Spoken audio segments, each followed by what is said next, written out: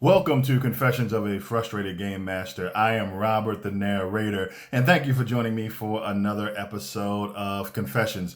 Well, this episode of Confessions, I have recaptured the dragon, at least for a short period of time. But before we talk about that, I wanted to remind everyone that we are still having a subscriber drive to the website for my game, Peace the RPG. I am looking for 200 subscribers by June 1st. And if we have 200 or more subscribers to the website, peacetherpg.com by June 1st, I'm sending everyone a quick start for the game. 7 pre-generated basic edition heroes, a one-shot adventure, and when you pair that with the free 280-page basic edition rulebook, that gets you a quick start for the game. But I'm also going to allow 5 random subscribers to create, name, and design magic items for the full edition of the game if we have those 200 or more subscribers by June 1st. So please go to the website, tell a friend, tell a family member, check the game out, check out the website, and if you see something that you like, subscribe, and subscribers will also, of course, get updates, early bird deals when we kickstart the game coming up very soon. And yeah, it's just going to be a really, really great time. It has already been really, really fun. So on to this episode, recapturing or catching the dragon. I actually I can't even remember what the phrase is. Recapturing or catching or capturing the dragon. Essentially, what the phrase means is that as far as tabletop role playing goes, it's recapturing the wonderment, the excitement, and the magic of tabletop role-playing games, or the way you felt about them when you first started in the hobby. And I gotta be honest with you, over the last few years, that is something I've been trying to do. I've been trying to recapture the dragon, that feeling that I had when I started in the hobby. Now, I have been in the tabletop role-playing game hobby for over 30 years now, and to be completely honest with you, I am at a point where I feel like I have seen everything. I've done it all. And unfortunately, a lot of games have started to become been there, done that for me, especially given the fact that my local gaming group doesn't tend to get tired of playing the same games, the same systems, the same mechanics, and the same settings that we've been playing for so many years. I figured that if I could have new experiences at the table, new systems, new settings, new ideas, maybe I could recapture the dragon. But unfortunately, as I said, my local gaming group never gets tired, it seems, of playing the same types of games, using the same types of mechanics, and so forth. So, unfortunately, I really haven't been able to see if playing new systems like 5th edition Vampire or titles from Modifius, Aliens, any of these great new games that are coming out that I haven't played a great deal, if that would help me recapture the dragon.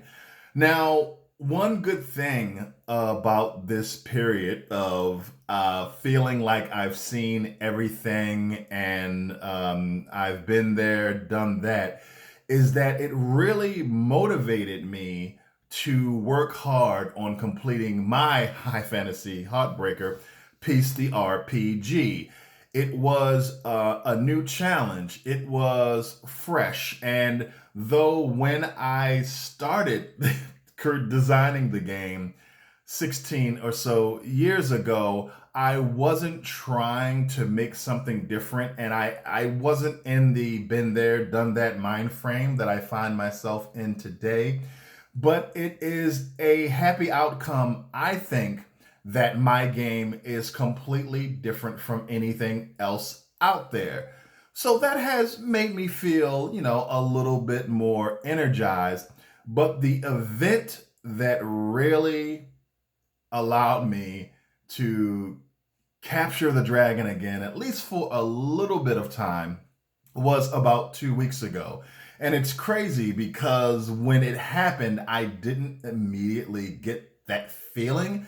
It just came to me a few days ago. It's been a couple of weeks now since I ran. So I ran my game at a game night that my employer does. So every 6 to 8 months, obviously not since COVID started, but we did 2 weeks ago. My employer has what is called a game night. Basically, it's an employee appreciation night where they have food. They ask employees to come into out to the store, bring video games, bring board games, any types of games, and just have a good night out. As a matter of fact, the last two times we did it, I actually DJ'd for the event. It was really fun, some practice, getting out there. It was a good time. But 2 weeks ago, we had the event again, and I actually brought my game and we played it. Now, I had 4 players. 3 of them were brand new to tabletop role playing games, though they had heard of Dungeons and Dragons before. And 1 player had just started playing 5th edition about 3 months ago. So he was really new. We had a great time. The guys really enjoyed themselves. They were really impressed. All of them said, hey, let us know when you kickstart your game because we really had a great experience. It was awesome. But I didn't feel anything in particular. And then a couple of days ago, I reflected on the fact that I introduced 3 new people to our amazing hobby. And it was my game that will be their introduction to the hobby. It's a little bit scary, but also very energizing. So when someone asks these players if they stay in the hobby for any period of time and they enjoy it and their interest grows, somebody may ask them, so what was your first role playing game that you ever played? And they'll say my game, Piece the RPG, something that I created. And I started thinking about it more, and it just came over me that I, during the event when I was running, it felt like the feeling that I had when I started role playing. And the idea that these players are going to say, I started playing with a game called Piece the RPG that I created. The fact that we sat down and I played with players who had no idea what the monsters that they were facing did, that none of them were jaded and had, seen everything and been there and done that. None of the new players were trying to break the system or trying to make the most optimal decisions. I started to get this feeling, a little bit delayed, of the feeling of excitement and wonderment and magic that made me fall in love with this hobby by being in the presence of people who didn't know what to expect, who weren't jaded, who weren't trying to play the game for reasons other than the fun of discovery and excitement and adventure. And I had no idea that running for new players would give me this feeling. I have run for new players before, and it never occurred to me that that feeling that they were having would wash off or maybe uh, wash over me or whatever you want to say about it. And that is a really awesome feeling that I was able to recapture the dragon and get that delayed feeling once I look back on it and remember what I loved about the hobby.